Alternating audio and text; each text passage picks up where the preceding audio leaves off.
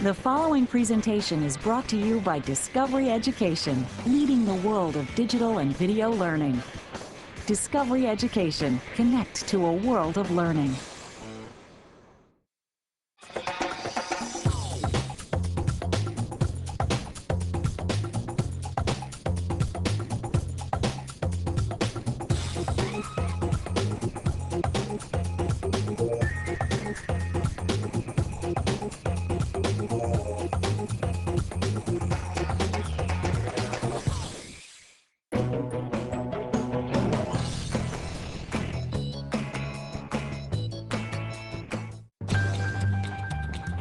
Think about one of your favorite things. It could be anything, your favorite food, your pet, or even season of the year. How much do you know about it? If it's a favorite, then you probably know quite a lot. For example, if your favorite season is fall because of the color of the leaves, you know something about those colors and their variety. Or if your favorite food is tomatoes, you know how they taste and what they look like. And you may have learned other things about them. Sometimes we gather information on a topic, which may include some information we already know and some we didn't. Writing down information about a subject keeps it clear and organized. You can write the information on a notepad or enter the information into a computer. Some machines, such as weather gauges, can automatically record information. Information is usually gathered for a purpose, such as making a decision or drawing a conclusion. Whether you write it down or just remember it, information gathered for any purpose is called data. Data can be qualitative or quantitative. Qualitative data are about qualities, characteristics that you can describe in words, like the way something looks, its color and shape. Qualitative data also may tell what type of thing it is. Quantitative data tell quantities, amounts expressed with numbers. They tell us how much or how many. Quantitative data include measurements like length, temperature, speed, age, or numbers of things. Once you gather data on something, it can help you make decisions. But be careful, because too much information can work against you if it's not well understood, or some may not be important for the decision. So any information you gather and record for a purpose can be data. But it's important to determine its relevance to the purpose. Let's look at some examples.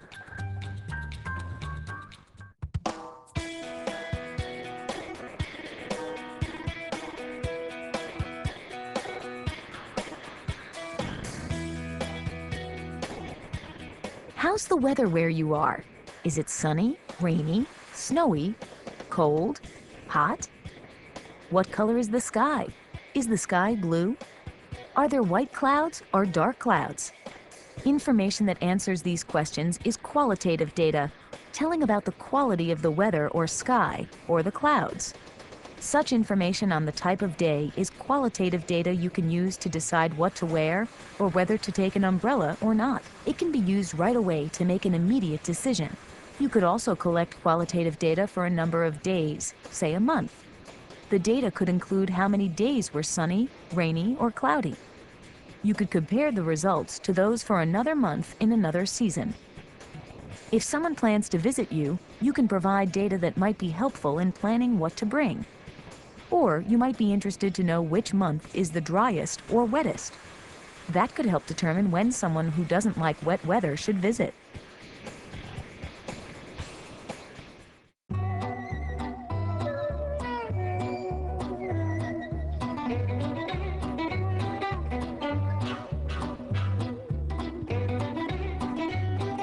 How does your garden grow? If your garden is anything like our feature garden in Alaska, then it grows big. Alaska's a big state, and vegetables there grow to record-breaking sizes, a 19-pound carrot and a zucchini bigger than a baseball bat. Of course, the long summer days may be part of the secret, but not the whole secret. Alaska has a colorful history of farming and agricultural projects, and two gentlemen with family roots in the valley are aiming for the ultimate prize. The 100-pound cabbage. That's a lot of coleslaw. The Dinkle brothers, Gene, a retired science teacher, and Don, a horticulturist, have been growing their incredible edibles for years, surprising the judges each year at the Alaska State Fair. Something to be proud of, the kohlrabi right here. This is a new world record. But how do they manage to grow these giant veggies? Recording qualitative and quantitative data helps. An example of qualitative data could be the type of soil and the nutrients they add to it. Examples of quantitative data could be the amount of rainfall and the number of sunny days these plants enjoy, as well as the obvious one, how long or heavy the resulting vegetable is. Although these two brother farmers grow unusual vegetables, their record keeping is typical for farmers who seek an award-winning harvest year after year. This is the cabbage that I'm pretty sure I'll take to the fair. It's huge. I measured it before, and it goes about 72 inches, about 6 foot across. The head itself is not large. It could spend a little more time growing, but it's pretty mature. It's a huge cabbage, and it's just gorgeous. Let's load it up and take it in.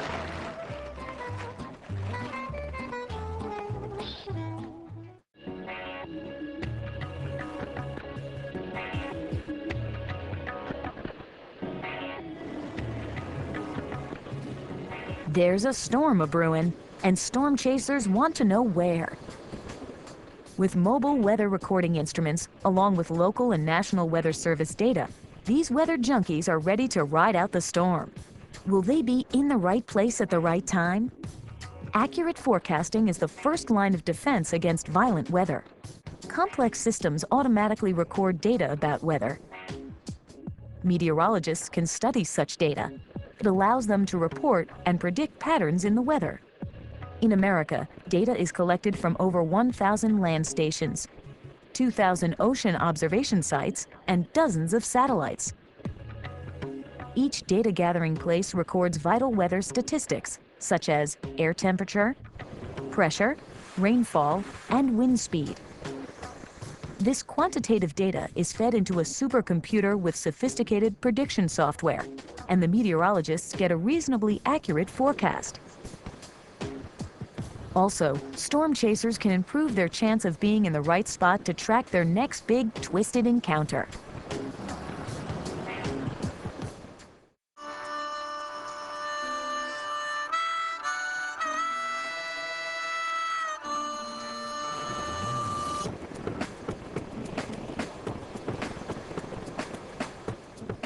Data is the information gathered and recorded about something for a purpose, often to help make decisions and solve problems. One way to get an idea of what quantitative data looks like, data involving numbers, is to plot the data on a number line. We'll get to that. Every year, Chincoteague, Virginia hosts a wild pony roundup. This island town became home to these wild horses over 400 years ago. One story is that they came when a Spanish ship wrecked off the coast and the horses swam to shore. Today, the descendants of the island's first ponies are owned by the local fire department, which auctions them off to help pay for new trucks and equipment. What if you wanted to bid on one of these rare horses? What would you look for? You might like to know about its height and how it compares to others. How could you arrange the data to have it make sense? Plotting the data could help you to see how quantitative data distributes. Let's take a closer look.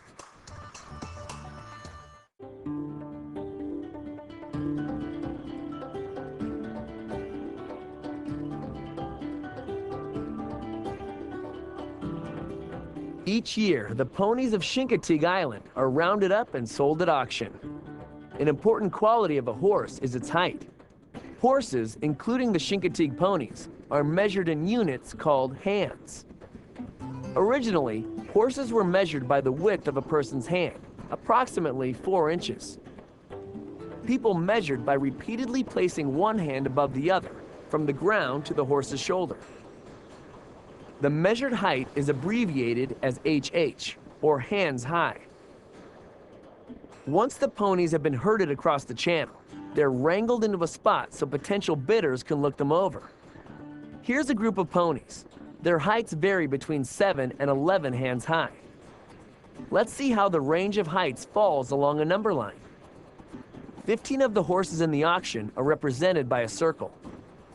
The location of a circle on the number line corresponds to the horse's measurement, all of which are distributed along the line. Where on the line do most of the measurements fall?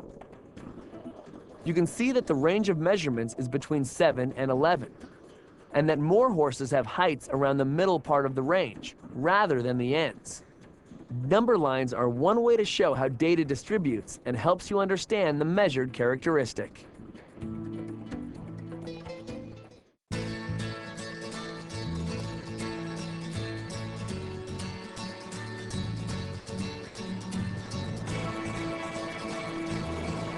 Every summer, the Chincoteague Volunteer Fire Company auctions off their rare breed of ponies to raise money. The auction draws hundreds of potential buyers to this small Virginia coastal town. The event is so popular that it becomes a 3-day festival. The horses are herded across the shallow bay. Then, the foals are picked out and separated, ready for sale. This group of 15 foals is waiting to be bought. Let's check the number line to see how the heights of these ponies are distributed. The circles plotted on this number line represent the heights of the 15 horses.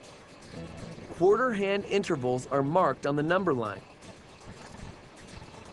Rather than plot the data against the standard number line, showing every measurement in its exact place on the line, we can display the same data by stacking symbols. X's, for example, according to the intervals along the number line. This makes a line plot. Here, we can see more easily that most of the foals measure between 9 and 10 hands. The smallest is about 7 3/4 hands. The largest is about 11 hands. Some measurement intervals had few or no horses. When information is stacked, the precise location on the line is lost.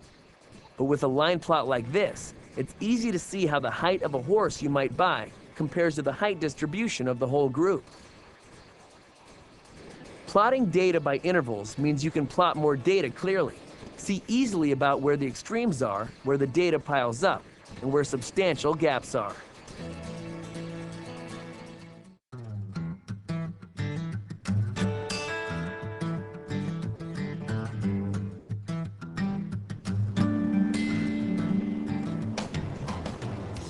Chincoteague ponies, a rare horse breed named after their island home, now live throughout the United States.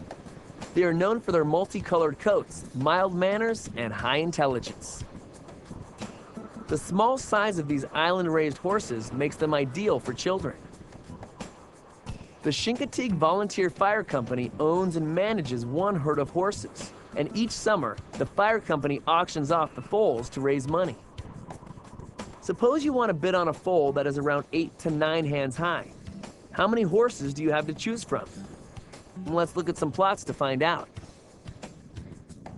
It's also a good way to find out about how many foals of a particular size range there are. This line plot shows the data, the distribution of horse heights, grouped in 1/4 hand intervals. You can see how the heights distribute. Now, let's combine pairs of intervals, so that instead of being 1/4 hand wide, they'll be 1/2 hand wide. That is, instead of plotting 2 X's between 8.5 and 8 3/4, and 2 between 8 3/4 and 9, we'll plot all 4 between 8.5 and 9. Now, the height intervals are wider. So more data points fall into each height interval.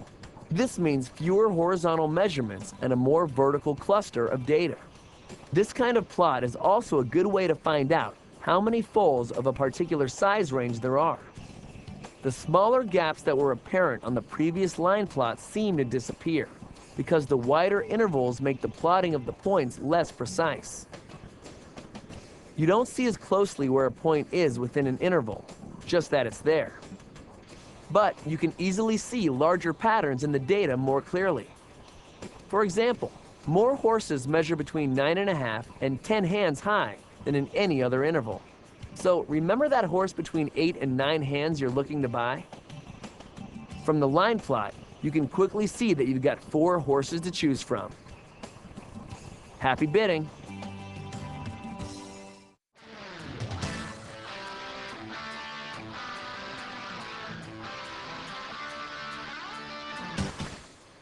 Skateboarders on land and surfers on sea took their rides to a new surface in the 1960s, creating the sport we know today as snowboarding. For years, snowboarding was a non-competitive sport, but eventually good riders wanted to be measured against each other. The 1998 Winter Olympics gave snowboarders the chance to be judged and to earn a score for the first time. Now let's suppose this snowboarder, in a competition being judged on a scale of 1 to 10 points, gets an 8. That score all by itself doesn't tell us everything about his performance. For example, to know where he stands in the competition, we need to see the rest of the competitors' scores. Suppose the other 4 competitors get these scores. If we place the numbers in order in a list, putting 7 on the far left because it's the least, and 10 to the far right because it's the greatest, we can find a single number to describe the entire set, telling us a typical score for this group. The median is the middle number. In this case, 8. Being in the middle is typical in a way. The mode is the number that occurs most often. In this case, 7. Occurring most often is typical too in another way. And the range is the difference between the greatest and the least number in the data. 10 minus 7 equals 3. So the range for all the scores is 3 points. It tells you how much they tend to differ from one another. Summarizing data using median, mode, and range helps this snowboarder see that his score of 8 is not the highest or the lowest score. It's typical. Let's summarize some more.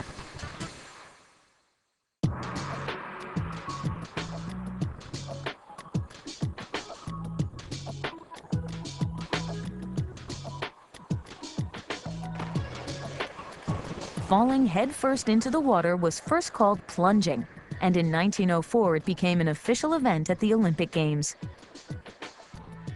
Today, competitive diving is a popular sport and is scored by judges on a 10-point scale.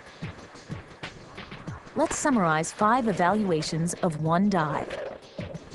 Suppose this young diver earns 6 points from one judge, 7 from another, 8 points from the third judge, another 8 from the fourth, and 9 from the fifth.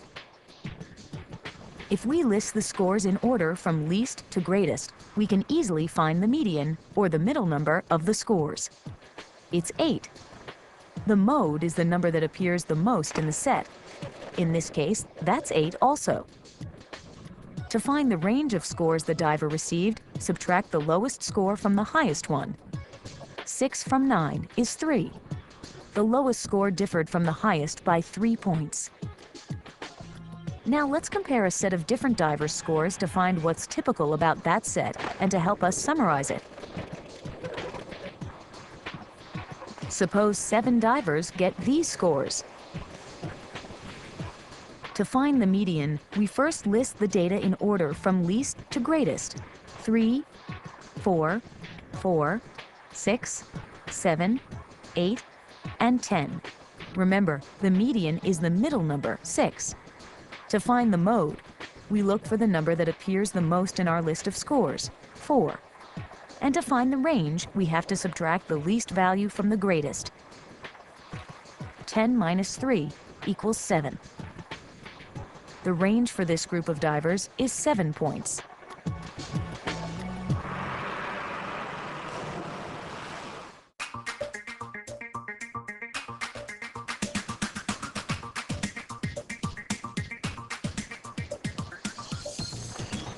Just like median and mode, the mean tells us what is typical about the numbers in a set of data.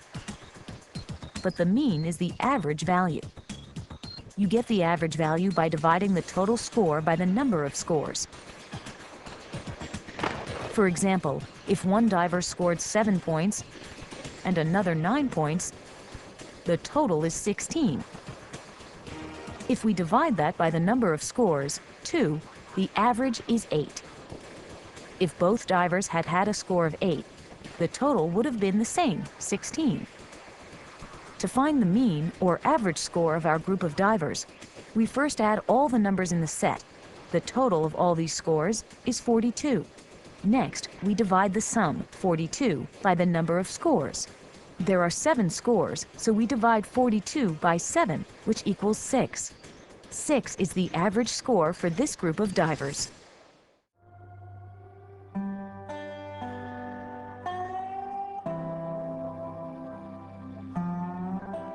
Over 2,000 rodeos are held annually in the United States and Canada, giving ranch hands, cowboys, and cowgirls a chance to strut their stuff. In both the bull riding and bucking bronco competitions, riders are judged on the duration of their wild rides, but the highest score they can possibly earn is an 8 for riding 8 seconds. Let's suppose in this bucking bronco competition, this competitor hangs on for 3 seconds. This one for 6 seconds. 8 seconds. 1 second. 4 seconds. And 6 seconds. Let's find the middle number, or median, for our bucking bronco competitors. There's an even number of competitors and scores, 6, meaning there's not 1, but 2 numbers in the middle of our set of values. In a case like this, the median is the average of the 2 middle values. So to find the median, we add the 2 middle numbers and divide by 2, the number of scores we're averaging. 4 plus 6 equals 10. 10 divided by 2 is 5. So 5 is the median, or middle number.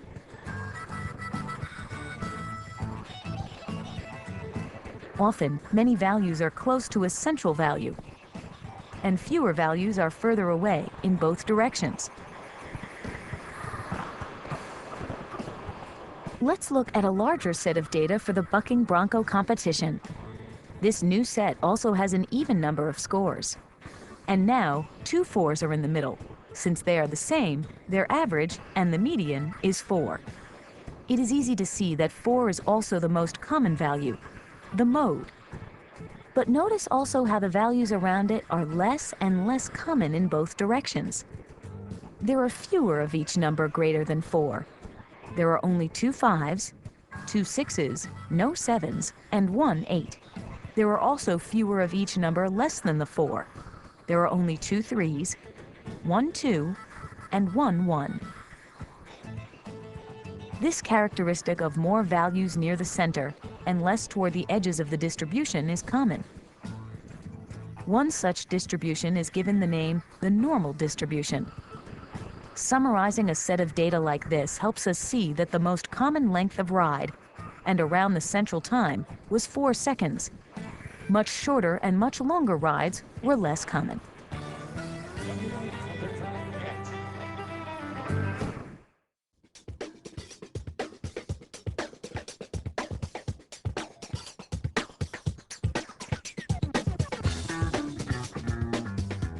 Sarah Rubin is a young college graduate who landed a great job after graduation, but didn't land the professional wardrobe she thinks she needs to accompany it. My clothes are a disaster. Nothing matches. So, Sarah has a goal that in 4 weeks, she'll earn and save $500 for a wardrobe that leaves the college look far behind. I cannot possibly see myself making that much money. She takes on all sorts of odd jobs to make extra cash. And saves money by shopping smarter, too.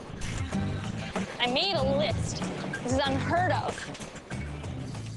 This is a good start, but for Sarah to reach her goal, she'll need to organize herself and collect and organize data about her jobs and earnings. Graphing can help Sarah figure out which of her odd jobs are doing the most good and how close she is to meeting her goal. If I do well, I'm gonna get a lot of money. Let's get to graphing.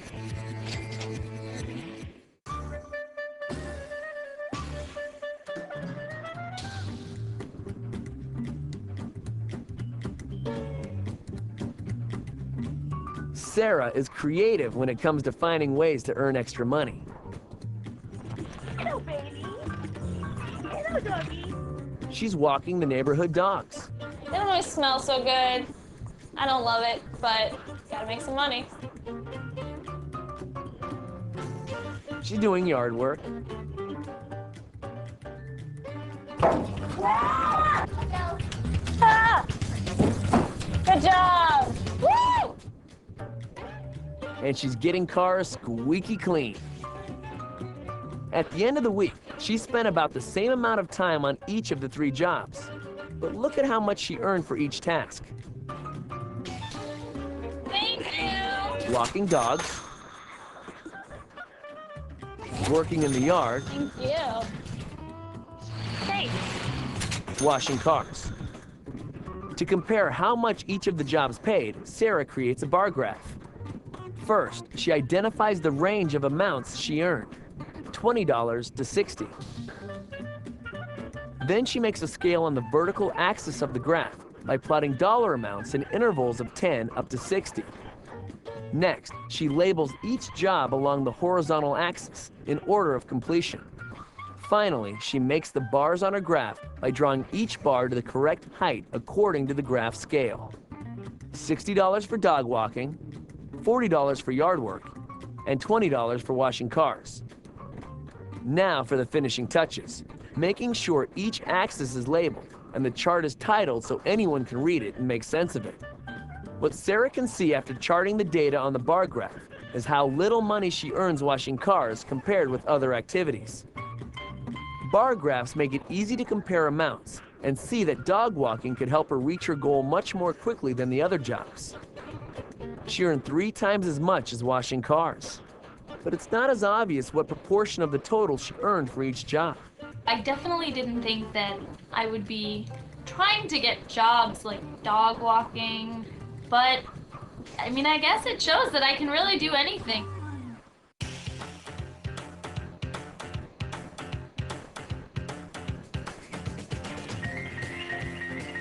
Sarah has decided to work smarter and harder from now on to accomplish her goal of raising $500. And to do that, she's picking the odd jobs that pay the most. It feels so good to have people just handing you money after money after money. To see more clearly how each job's earnings compare to the total she earned, she creates a circle graph, also known as a pie chart. Although she could find the same information on her bar graph, a circle graph is more useful for showing parts of a whole, and is better for seeing the relationship between each job's earnings and total earnings for all the jobs. So, first she figures out that her weekly earnings add up to $120. Next, she figures out what fraction of $120 each job is. She earns $60 walking dogs. 60 out of 120 is 60 over 120, or 1/2 of the total amount. The $40 she earned for yard work is 40 over 120, or 1/3. Last, and from the looks of it, least, the $20 she earned for washing cars can be written as 20 over 120, which is 1/6. Now she's ready to draw her circle and sections for each job. The part for dog walking takes up exactly half the circle. Yard work takes up 1/3 of the circle. The remaining part of the circle graph is for the remaining task, washing cars. It takes up 1/6 of the circle. After labeling it and coloring it, the circle graph is complete, and the odd job winner is obvious. It's clear that Sarah has earned half her money walking dogs. The other 2 tasks earned her substantially smaller portions of her total earnings. Since she spent the same amount of time on all 3 jobs, Sarah can see in another way how walking dogs is the best way to earn what she needs.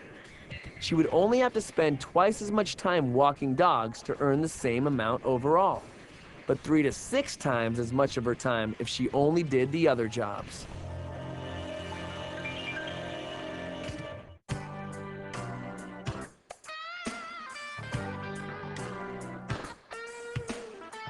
Thank you. We'll bring him back soon.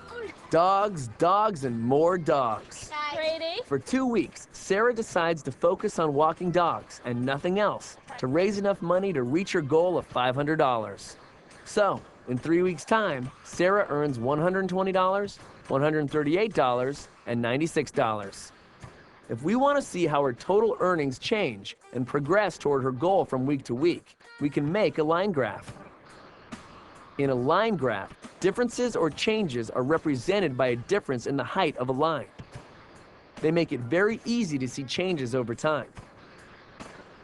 Since we've already got the weeks and earnings figured out, we're ready to make our graph. First, we have to draw two axes. The vertical axis needs enough room for the total amount, $500. Sarah has allowed herself 4 weeks to reach her goal, so the horizontal axis needs the weeks marked 1 through 4.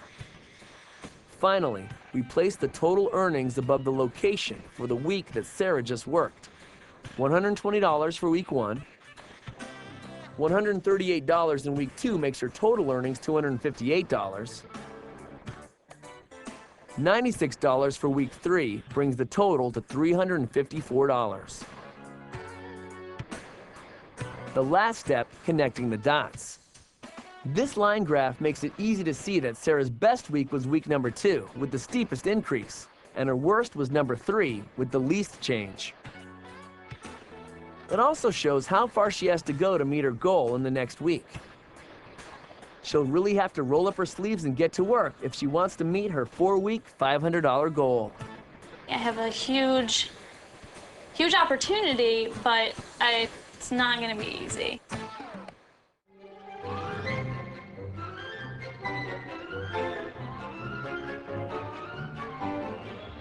A lot of people live in the United States. In fact, close to 300 million people live in the U.S., and that number is getting greater all the time. When you're trying to make sense of a lot of information, graphs can help to see trends and patterns. And different types of graphs are most useful for different purposes. For example, you could show changes in the U.S. population using a line graph like this one. Years are represented here, and the population totals are represented here.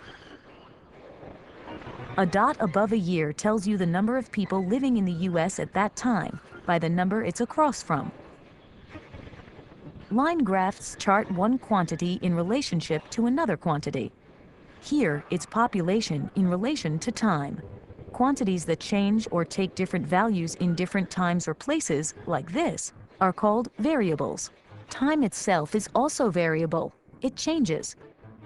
You could look at variables representing parts of a population. Language is also a variable. It can be different for different people. And the number of people speaking a language is also a variable.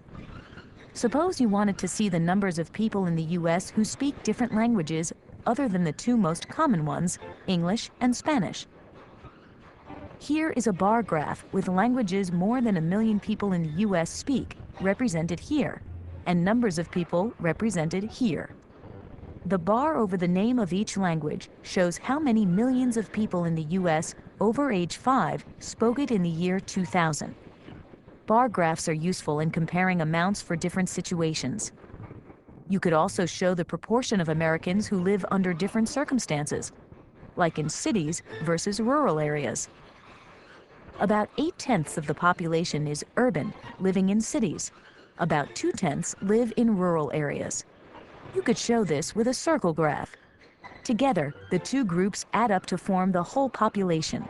Circle graphs are used to show how the proportions of something make up the whole. Graphs are a visual way to show patterns in your information. Let's look at more examples of graphs with information about people in the United States.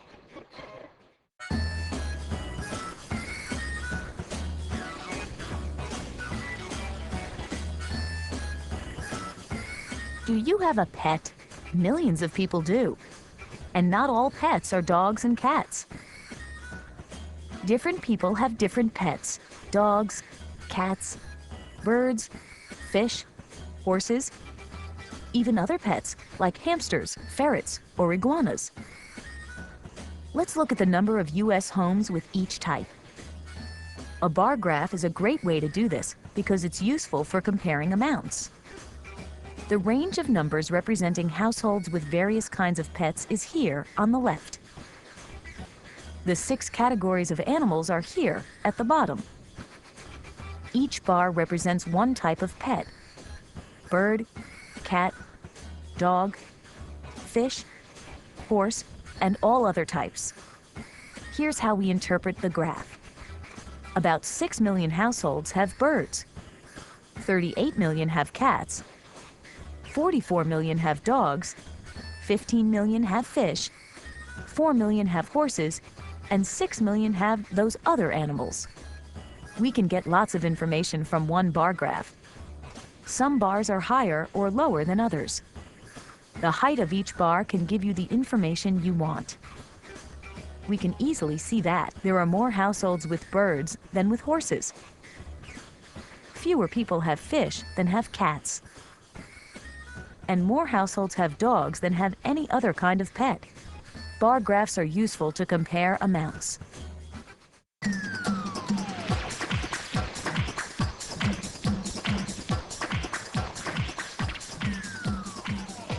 Do you like to exercise? Regular physical activity helps build a strong, healthy body, and it makes you feel good. Over the past several years, the number of Americans who exercise has increased. We can track the growing popularity of exercise with a line graph. Line graphs help you track differences in one quantity in relation to another quantity, like time. Quantities that change or vary from one situation, time, or place to another are called variables. See how similar the words are? It's an easy way to remember what a variable is. Time, more specifically years in this graph, is one variable. In this case, we are looking at another variable, the number of people who get some regular exercise. That's another variable, and it varies with time. To interpret this type of graph, you need to know what is represented by each axis. The axes are these lines along the edge. They frame the graph. The x-axis is the one that runs horizontally here. This axis represents the years we're looking at, 1988 through 2002. The y-axis is the one that runs vertically here. This axis represents the number of Americans getting exercise. Now, look at the line extending across the middle of the graph. You can see the trend over time. For the first year, it drops. Then for the next 2 years, it rises. Then it levels off to a slower rise. Over the next few years, it rises more quickly again. That tells us how the number of Americans who exercise varied between 1988 and 2002. Line graphs can tell you a lot when you know which changes along the line are important to you. For example, if you want to know what happened between 1988 and 1989, you could easily see that the number of Americans getting regular exercise dropped. And if you wanted to know when the sharpest increase in the number of people getting physical activity happened, you would look at the sharpest rise in the line, here. The biggest increase during the period shown was from 2000 to 2002. Line graphs show how one quantity changes in relation to another. Here it's how the number of people exercising changes with time.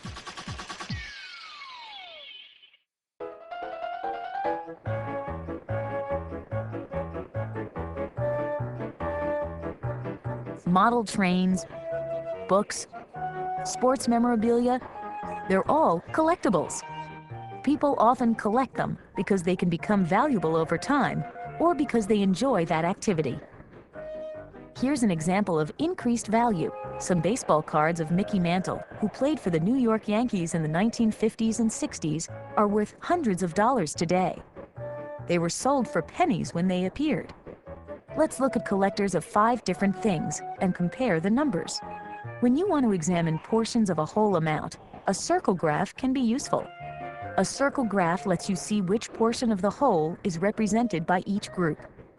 To interpret a circle graph, also known as a pie chart, you need to know what each portion of the circle represents and how much of the whole pie it eats up. Let's look at the top 5 items listed in a recent survey of collectors. Among the 326 people who answered the survey, 23% said they collect pottery, glass, and porcelain items. 21% collect dolls and stuffed bears. 20% collect home and holiday decorations. 18% collect animal figurines and images. And the same amount, 18%, collect sports memorabilia. See how they all add up to 100%? You can learn many things from a circle graph just by looking at the sizes of its pieces compared to the whole circle and compared with each other. The greatest proportion, or about 1/4, collect pottery, glass, and porcelain. You can also see that the second largest group, nearly as great as the first, collects dolls and stuffed bears. A circle graph can help you see the information you need quickly and easily, especially when you want to focus on proportions of the whole.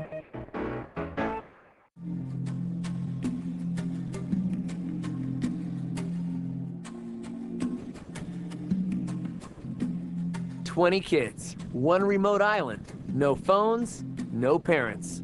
Welcome to the game of endurance." 10 boys and 10 girls compete in pairs in a series of tough and tricky physical challenges. Right off the bat, they must face an elimination challenge. Here's how it works.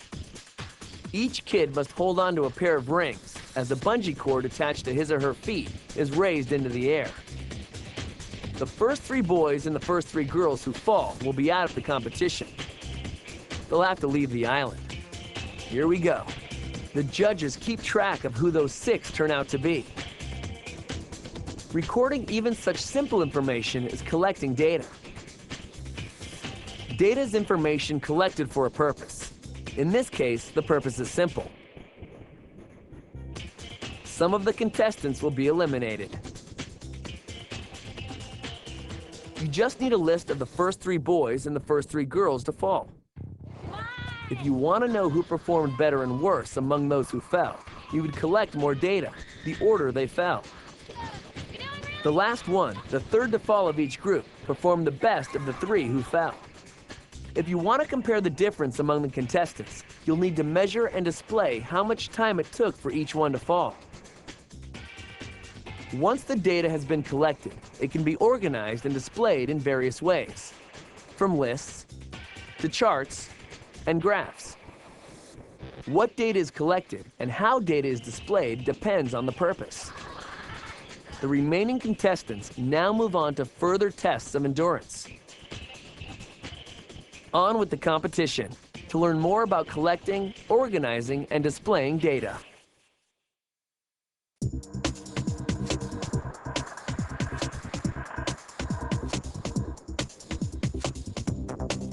"14 kids are now competing as the endurance challenges kick off. 7 boys and 7 girls. The teams are in pairs, 1 boy and 1 girl. The first team to get its 3 team-colored balls into the tower wins. The Browns team tower is a little bit taller than the others because of an earlier penalty. Here's some data, basic information about the challenge, important for judging the contestants. Number of players on each team, 2. Number of poles each team must connect, 3. Number of balls each team must get into the tower, 3. But beware, it's not as easy as it looks. If a team drops a ball, it has to start over. The data collected and how it's collected depends on the purpose. In this challenge, the judges track how many balls have been put in the tower. The purpose is to determine who's ahead. The judges also make sure everyone's playing fairly. Keep going, man. If we want to know which team has the fastest time for any ball, we would need to time each team for each ball from start to finish. For that purpose, we'd have to collect more information. To know who made the most mistakes, we would have to collect data on how many mistakes each team made, adding them up, rather than just being sure they start over. Information like this can indicate how well the individuals work together, how fast the team is, and if they avoid mistakes. It might even help us predict which team has the best chances to be the overall endurance winners. And the purple team wins. Data can be gathered in different ways, and that can lead to different ways of looking at the information and the results.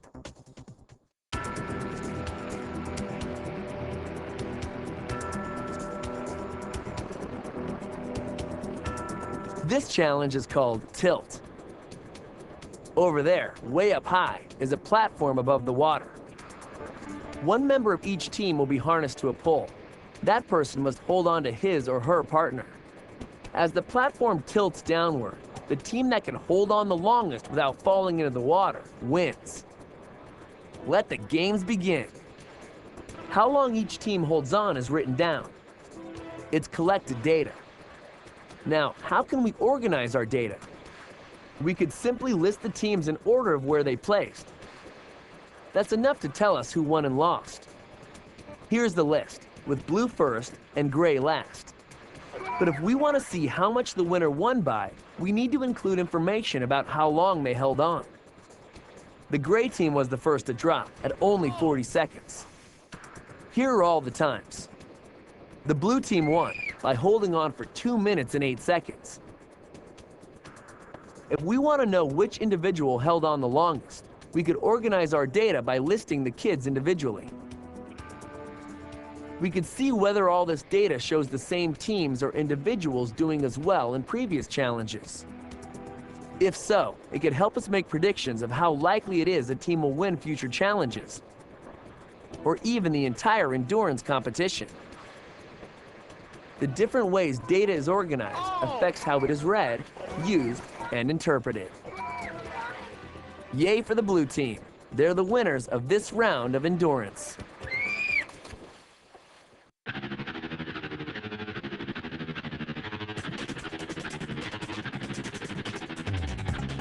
The Endurance Challenge is down to 6 teams. The winners of this round will take the next step in the Endurance Challenge. The first team to plant all 4 flags wins the game and moves on towards the Endurance Championship.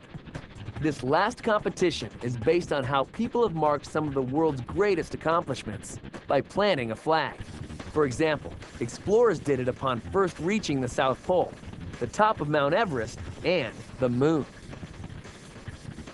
Teammates will be connected by this giant pulley system. The player on the ground will have to run across the sand to lift his or her partner up to each flag. Then the handoff, and the player must run over there to plant it. The first team to plant all 4 flags first wins the game and the Endurance Championship. We'll track the time it takes and the number of flags each team plants during the competition. Blue, 2. Yellow team, 4. Orange, 1. Green, 2. Purple, 3. Red, 1. And the winner is yellow.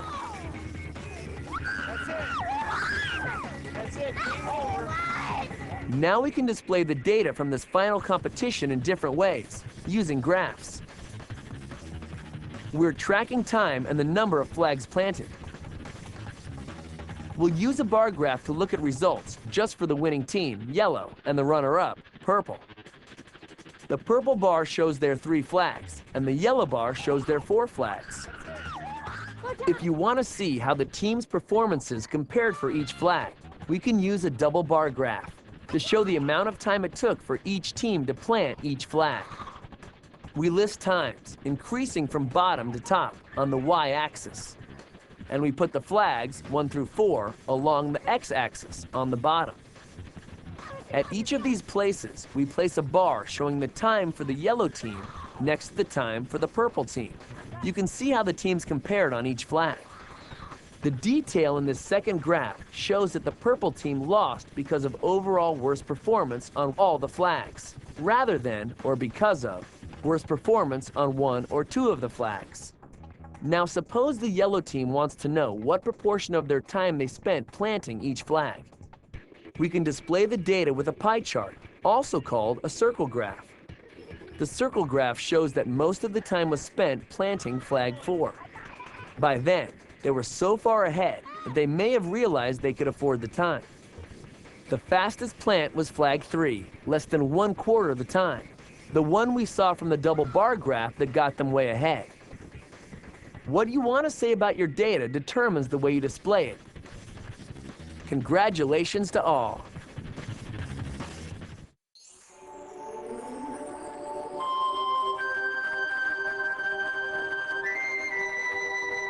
Let's swim with the dolphins. Dolphins have voices, but they're very different from ours. They use high-frequency sounds to communicate and to navigate. To study the range and the types of sounds dolphins make, we can study a sample group of dolphins. But how much we learn depends on how large our sample is. If we have just one dolphin and listen to the sounds it makes over a short period of time, we won't learn much about the wide range of sounds dolphins use in many situations. We could learn much more by studying many dolphins over a longer period. If we look at a sample of 5, 6, or even 12 to 16 dolphins, we'll hear more types of sounds and get a much better idea of how and why they use different sounds. The larger the sample, the more we can learn about the characteristics of a whole population. For example, dolphins make different sounds when they're looking for food or communicating with other dolphins. Without a wide sample, we'd likely miss a whole range of sounds. Now let's get back on land and visit some lowland gorillas in eastern Africa. We'll look at a population of 50 gorillas. Some types of gorillas live in social groups that have more males than females. If we were to observe a small sample of gorillas that are in this type of group, we might conclude that there are more males than females in the entire population.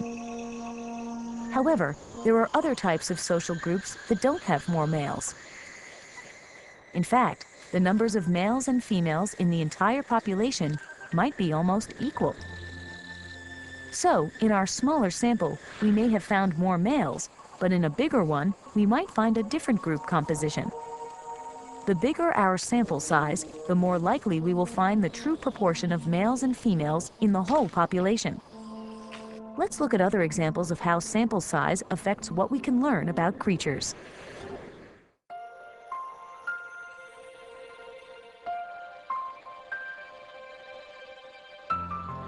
The monarch is one of the most recognizable butterflies in North America. It's famous for its migration every winter.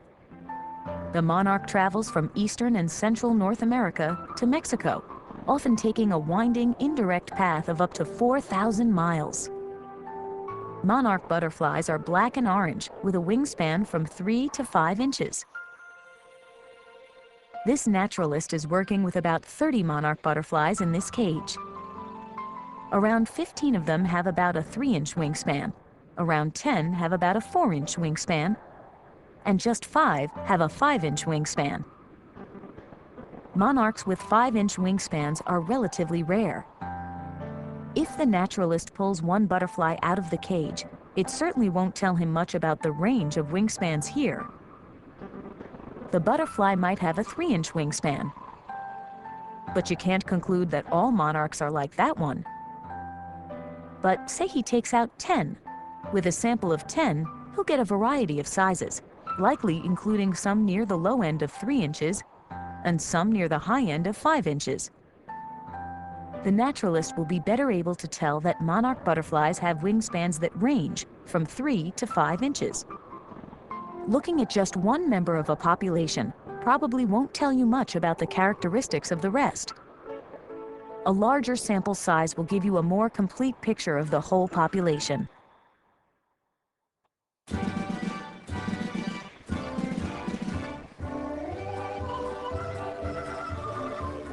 In some parts of the world, ladybugs are considered good luck. In France, they're considered a sign of health. In England, they're thought to be predictors of a good harvest. In Sweden, they're a symbol of marriage. Ladybugs are known for their rounded back and bright red or orange color. A way to identify the type of ladybug is by its number of spots. We can use the variation in spots to find out how sample size affects what we learn about a population.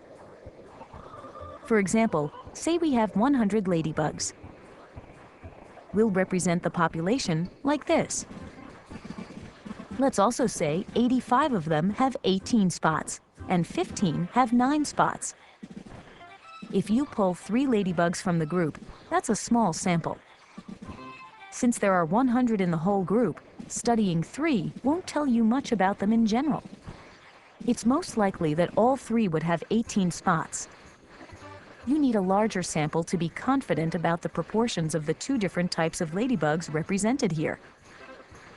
If you were to pull out 20 ladybugs, you would be much more likely to get a combination of some with 18 spots and some with 9 spots. And your sample would be more likely to represent the whole group. If you pull out more than 20, you will have an even larger sample. The larger your sample, the more likely you'll get a result that represents the actual proportion of ladybugs with 18 spots versus 9 spots. In general, larger samples are more likely to reflect the distribution of characteristics in a group or population.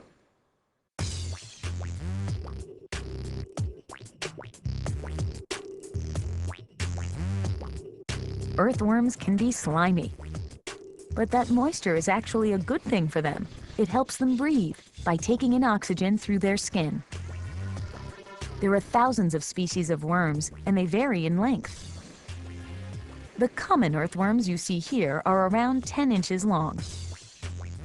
The largest type of earthworm can grow to be about 4 meters, or about 4 yards long. Other types of earthworms can be as small as a centimeter, or about half an inch.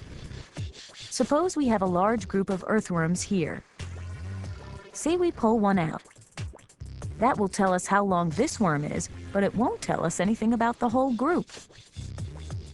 But if we pull out 6, 8, or even 10 of them, we'll be more likely to see the variation in length. And the more worms we look at, the clearer idea we will have of the true range and distribution of sizes. We could pull out a sample of 25 worms and measure their lengths. We'd be much more likely to get a representative sample that reflects the entire range of sizes within the population. Suppose the measured lengths divide into 3 groups: around 4 inches, around 7 inches, and around 10 inches, with fewer worms having lengths between these. That could be evidence of 3 types of worms, or 3 age groups. Frequently, the population you want to study is very large. For larger populations, larger samples are especially important. A larger sample will generally provide a representative distribution closer to that of the entire population than a smaller sample would. The greater the sample size, the more likely we are to get reliable information about the actual composition of a population.